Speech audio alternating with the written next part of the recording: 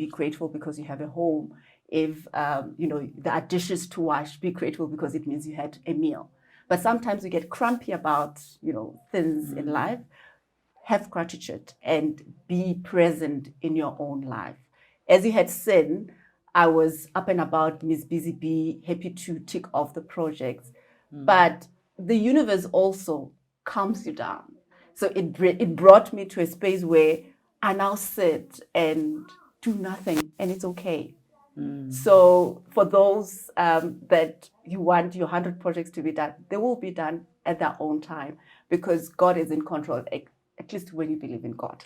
And the universe will tell you. And sometimes you know in your heart when this is not good for you, but because the socials and everybody else wants this to be done, you get into the the rhythm or show up.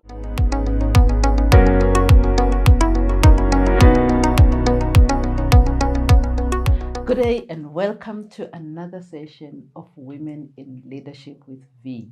Women in Leadership with V is brought to you by Diversity SA. Diversity SA is a management consulting company in diversity, equity, and inclusion, and we do training, facilitation, and speaking. And today for this episode, we've got Likhabiso Kaibe, who's going to share her story. Likhabiso, to start, briefly tell us about yourself. Thank you, V, and everyone. My name is Likhabiso Kaibe.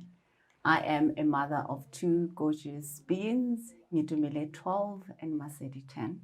I am also a project manager in my space that started as an electrical engineer in an energy utility company. I moved to construction management, got a stint in mining, and now I am with the technology company.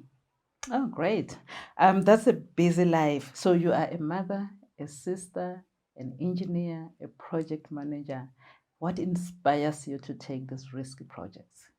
I think life itself is all about risk. So outside my professional life, my risky projects would be hiking, would be bungee jumping, would be just exploring life. And for me, it's about acknowledging the life that you have. It's about trying out new things, about having fun and putting color into your life. So that's how I get to do this so-called risky projects. I think my life needs color. As we are sitting here, you're planning or preparing to climb Mount Kilimanjaro. What does that preparation, let's start with the reason why you're climbing it. Is it personal or is it professional? I think outside it being professional or personal or being a charity case, it has been something that is on my to-do list. So I've got a bucket list of things that I would love to do, and Mount Kili was one of them.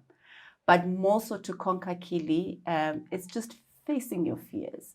And in the preparation of Mount Kili, I met a gentleman by the name of Nolan Pillay, who does Mount Kili every year, who summit Mount Kili every year for a different cause. So for this year, which is 2024, we are climbing for mental wellness and cancer. I lost my dad through cancer, and shortly after that, my mom was diagnosed with dementia. So it's personal causes for me. They spoke to me, and it's something that I would really want to do, having been there and experiencing my mom's struggles and wanting to help other people experiencing the same through doing something of good for them. So that's how I then got into the drive and the momentum actually increasing into me summiting Kili. Okay. And summiting Kili, it takes a lot out of somebody. What is your preparation like in terms of mental, physical, and emotional? It takes a lot.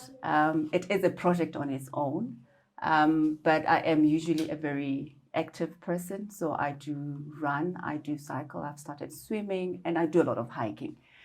So on the physical part, I don't have issues.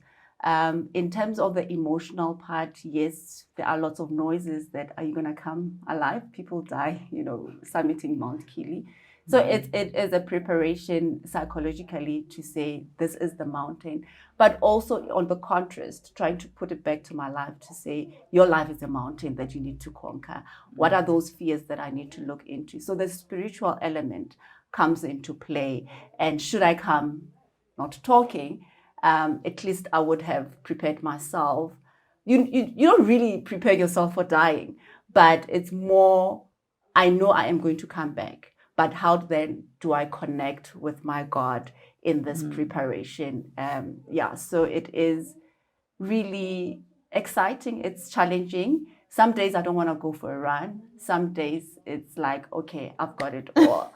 But I think mostly it's the discipline that comes with it, the eating well, the preparing yourself for the high altitude. I did Tabanantlingani in Lesotho as part of the preparation because it's about 3,800 meters above sea level. So I could feel it because even on that, there was like a windy element. I lost my track, I lost my partners, and there was a lot of mist. I think I did show you the video of how the whole wind was swaying me around.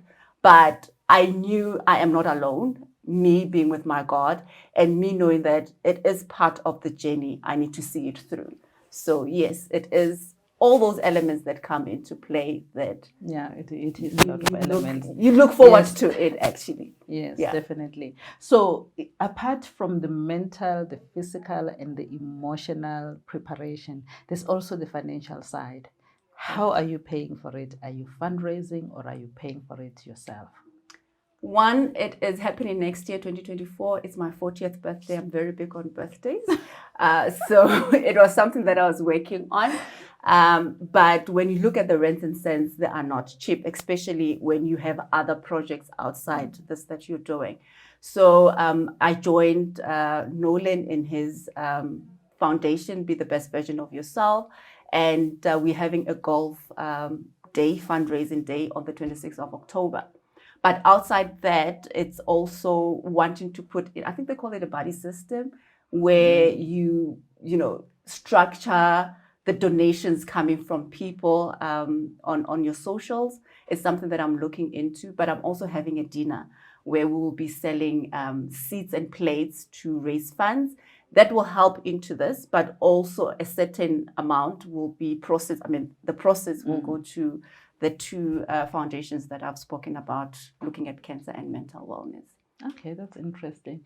There you have it. If you're interested in supporting her cause in terms of mental health and fighting cancer, please contribute. You can join her on the golf for the golf day as well as for the dinner. Okay, that's interesting. Just on that, with the golf day and the dinner in terms of finding funds, I've also sought help from the different institutions where you write your letters. There is one response that came about, but I'm still waiting and looking out for those that would be of interest to support us to please come on board. Oh, that's great. Yeah. Okay. You were once involved in a motorcycle accident that left you in hospital and in a wheelchair. Tell us a little bit about that. I told you that was 2019. I'm very big on birthdays. So each birthday has a theme. So this particular year was 35 in 35. How it started, we had a mini holiday with my kids and family. And then coming back, I was going through my plans for the year, what I want to do, what I want to achieve. And one of them is always financial freedom. And how do I then squeeze the lemon and put my money into work? And one of them, which I don't recommend to anybody, was to cut out my insurance. I felt my car was paid up and I don't need comprehensive insurance. Therefore, I went for a third party. On the 26th of January, which was a Saturday, there was vision board strategy and how to, map out your life at Mill Park. So I went for that summit. It was beautiful. I was pumped up. Unfortunately, on my way back, it started drizzling and I took a detour to get some stuff for the house. On my way from the shops at Rivonia, there was an unfortunate U-turn. What do you call it? I think it's a unauthorized U-turn. One guy just did a U-turn, and I was involved in the 4-car pileup. Called my insurance, and they told me, no, we are not going to be helping you. We'll look after the other car. So I made a call to get my car towed back home. I then called a panel beater that I usually use to come and fix my car because it was wrecked up. Unfortunately, he died on me after I have paid him, and he didn't finish the job. But taking you back to the accident, 3 days later on the 29th, it was a Tuesday, I got onto my bike.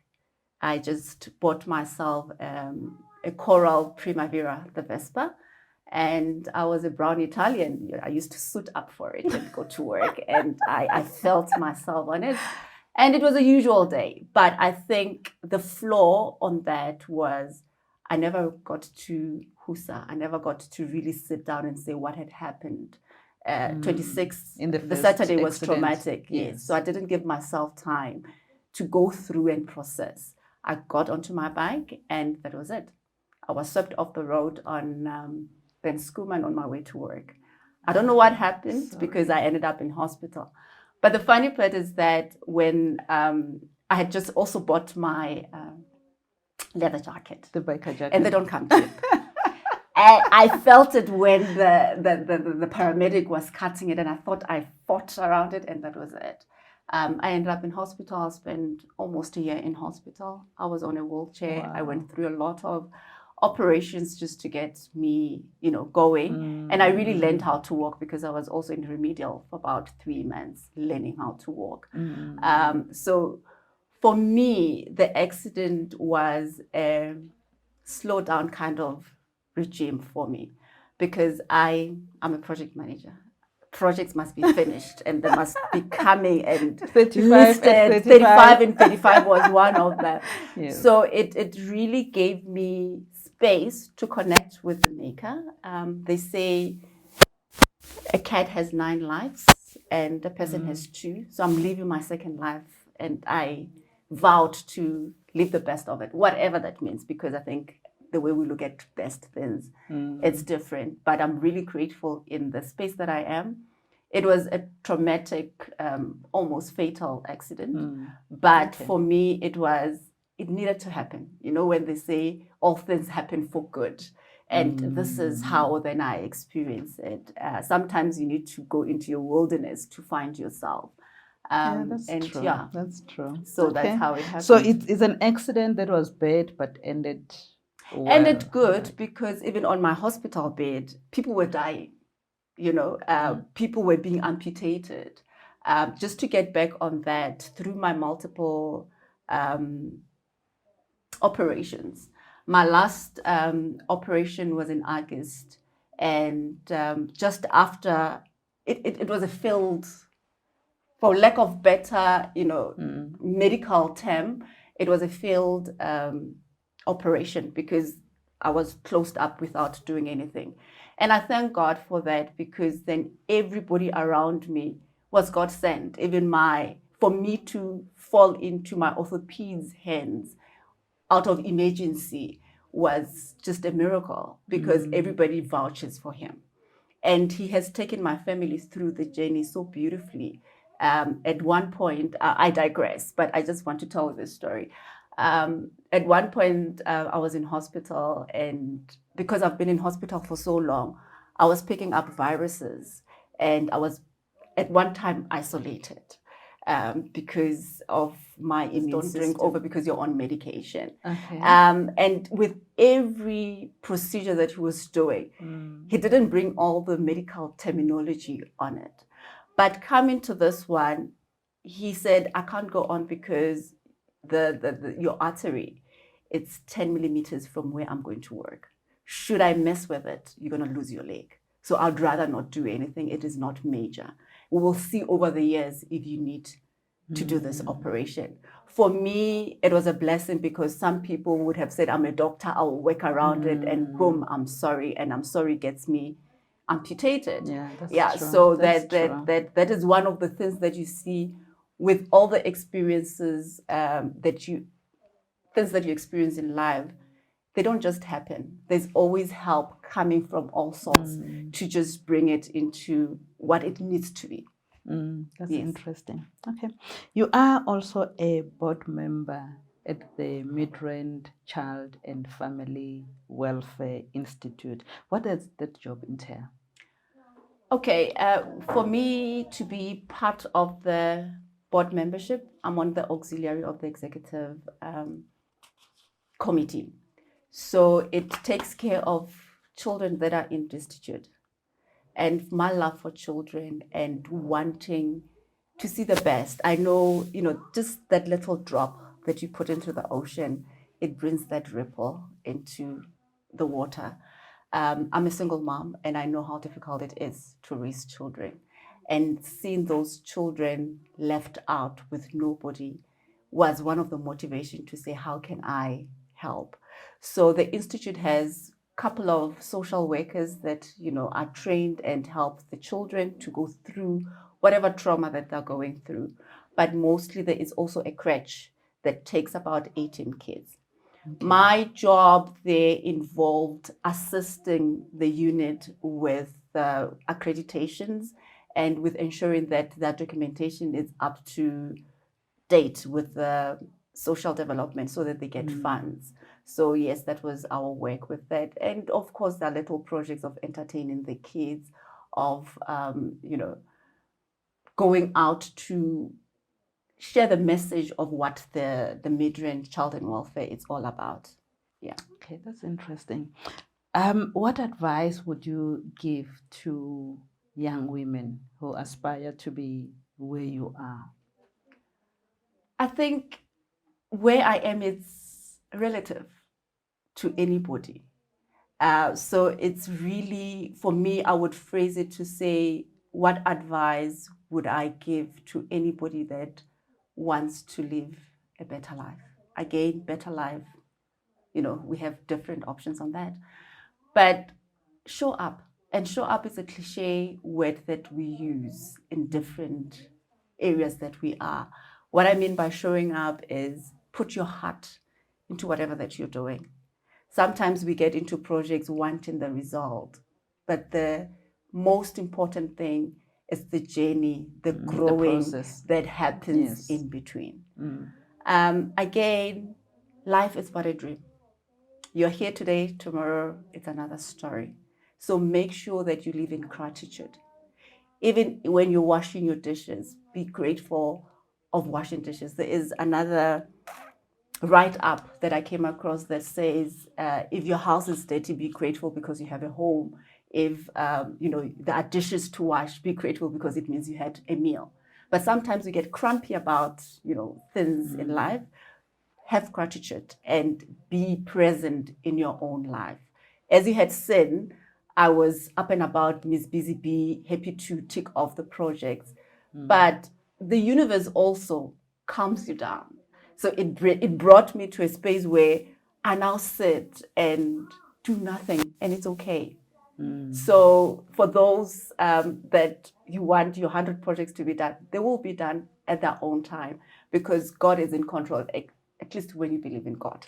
And the universe will tell you. And sometimes you know in your heart when this is not good for you, but because the socials and everybody else wants this to be done, you get into the the rhythm, or show up, or what other words do they use lately? You must show up. What else? You must be vulnerable. You must be. So we use all those words grind and without. Yes, you must grind. Yes. You must have 7 streams of income. But do you have capacity to do that? Have you looked and reevaluated your position to say, can I be able to take up on this? So put your heart in it and just know that life is but a dream. Be present, be in gratitude.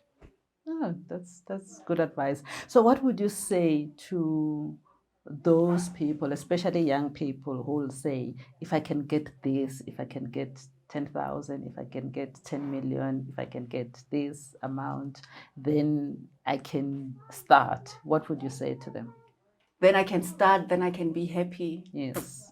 I thought I would be a millionaire by 25. I thought I would be having this beautiful family and having beautiful blankets just put out for picnic. They can happen. But sit back and say, what is it that I want for myself? Because sometimes we don't know what we want because of the noises that also come. And there are books that we read that are good, but be aware of what you digest as well. Because you know yourself, or rather, sometimes you don't even know yourself. You're still trying to find out who you are. But in those finding out elements, you get to a point that says, I was in network marketing. I was making a lot of money. Not a lot of money as, but I was making money. But it wasn't for me because every time I came across people like, what are you selling to Likhabiso? I'm like, is this what I want? So you try, I've tried out a lot of things. You try out those things and you find where your spirit is aligned to say, this is what I want to do. Yeah, so yes, true. There are projects, there is this and that, but sit down and say, what works for me? We can't all be millionaires. We can't all have Ferraris. Sometimes a Ferrari is good for a certain part, but if you stay in Amakaya, a Ferrari is not practical. You need a Mahindra because then it's up and can go through all those, rough roads. So you can be whatever that you want to be. And I don't want to say be practical because then it will be taken as being modest and not coming out to live the best of you. But when you know that this is right for me. Oh, that's interesting. Yeah. And there you have it. That was Likhabiso Kaibe sharing her life with us. We are on all the socials. You can start by liking us and you can share our videos and you can also subscribe. Thank you so much for today. Thank you, Likhabiso. Thank you, V, for inviting me and good day. Thank you. Great.